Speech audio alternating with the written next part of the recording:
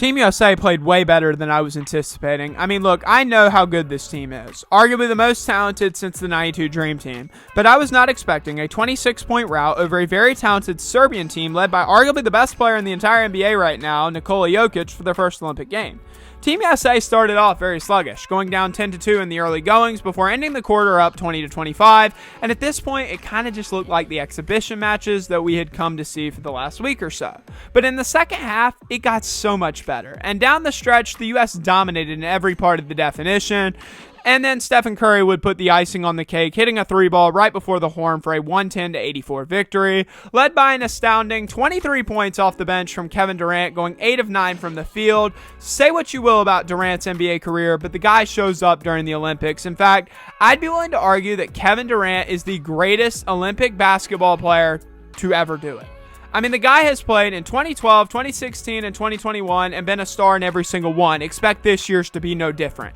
He is the all-time leading scorer in Team USA history. This is not a Kevin Durant glazing sesh. This is just facts. LeBron James definitely did his part as well, putting up 21 points, doing things that no almost 40-year-old man should be able to do.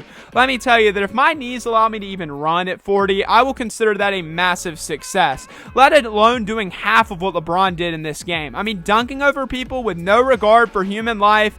Are you kidding me? Stephen Curry played okay, going 4 of 8 from the field, scoring 11 points, but you can definitely tell there are some growing pains for him as far as like the Olympic three-point line, but expect that to get better and better as he's in Paris longer. Anthony Davis 100% should be the starting center. I don't know what kind of dirt Joel Embiid has on Steve Kerr, but it is getting out of hand. Davis is the better player in this scenario, and he needs to start. Devin Booker and Drew Holiday both played very well in their respective roles, and honestly, that's what I like about both these guys. It's the reason that they fit so well on this very deep Team USA group. They fit anywhere because they are willing to do anything to win. Drew Holiday is one of my favorite guys in the entire league because he's such a versatile player and he gives Team USA some much needed perimeter defending.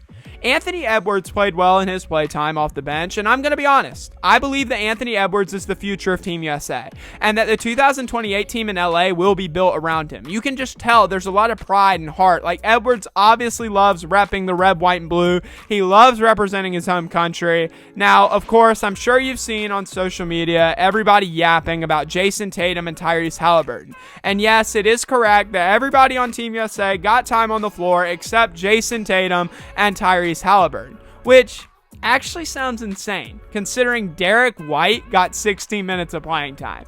I mean, the reality is that me, Jason Tatum, and Tyrese Halliburton all had the same amount of time on the Olympic floor versus Serbia, and I had a whole lot less practice time. What's the reason for this? Well, if I had to take a guess, it's because Serbia is massive.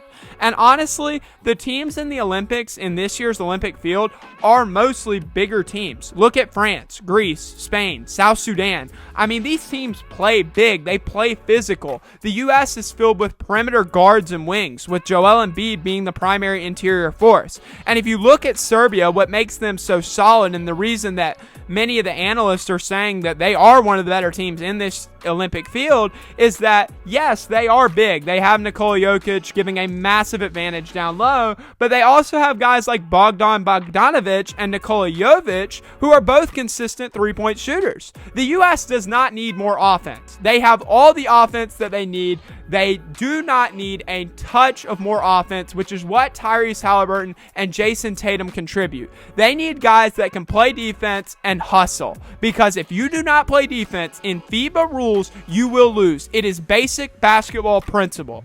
There is no team in Olympic history that has won the gold medal without playing defense. Why do you think that Drew Holiday gets to start over a guy like Anthony Edwards? It's because of the defensive aspect of the game. The reason that Derek White played over his Celtics teammate Jason Tatum is Derek White is a nasty defender. There is no doubt about it. Does this mean that Jason Tatum and Tyrese Halliburton are completely useless and they will not play in these Olympics? No, they'll probably play against South Sudan. But this game did not need their services. And you might say, well, MacArthur, the U.S. was up 20 in garbage time. Why didn't Steve Kerr put them in then?